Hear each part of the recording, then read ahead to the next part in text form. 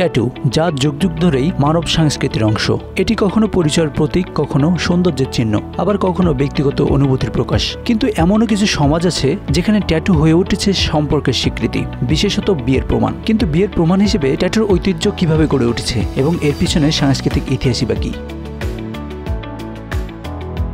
নিউজিল্যান্ডের মাওরি জাতি, যারা বিশ্বজুড়ে তাদের সাংস্কৃতিক ঐতিহ্যের জন্য বিখ্যাত। মাওরি সমাজের ট্যাটু আর্ট, যা তামোকো নামে পরিচিত, শুধু দেহ অলঙ্কারই নয়, এটি একটি মানুষের পরিচয়, তার বংশ ও সামাজিক অবস্থানের প্রতীক। বিয়ের মতো গুরুত্বপূর্ণ সম্পর্কেও এই তামোকো ভূমিকা রাখে।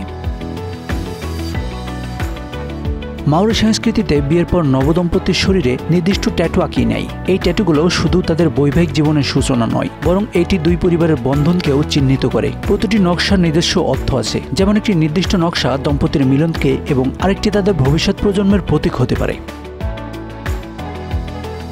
ট্যাটুর মাধ্যমে সম্পর্কের চিহ্ন কেবল মাওরিদের মধ্যে সীমাবদ্ধ নয়, এটি আফ্রিকার ডিনকা, নুয়ের এবং অন্যান্য উপজাতি সমাজেও ট্যাটুর মাধ্যমে সামাজিক সম্পর্ক ও দায়িত্ব চিহ্নিত করা হয়। বিবাহিত নারীরা তাদের শরীরে বিশেষ ট্যাটু আঁকায়, যা তাদের বিবাহিত জীবন এবং সমাজে তাদের অবস্থানকে বোঝায়। কিছু দক্ষিণ এশীয় সমাজেও ট্যাটুর ব্যবহার বিয়ের সঙ্গে যুক্ত ছিল, যেমন প্রাচীন ভারতে মেহেন্দি বা হেনা ডিজাইনকে বিবাহিত নারীর প্রতীক হিসেবে বিবেচনা করা হতো। যদিও এটি স্থায়ী ট্যাটু নয়, তবে এর মর্মার্থ এক। তবে প্রাচীন যুগে কিছু উপজাতি সমাজে স্থায়ী ট্যাটু করানোর নজির পাওয়া যায়। ট্যাটুর এই ঐতিহ্য কেবল আদিবাসী গোষ্ঠীতেই সীমাবদ্ধ নয়, অনেক মানুষ তাদের ভালোবাসা এবং বিয়ের স্মারক হিসেবে ট্যাটু আঁকাচ্ছে। নবদম্পতিরা তাদের হাতের উপরে বা শরীরের অন্য জায়গায় ট্যাটু আঁকিয়ে নিজেদের ভালোবাসাকে চিরস্থায়ী করে রাখছেন।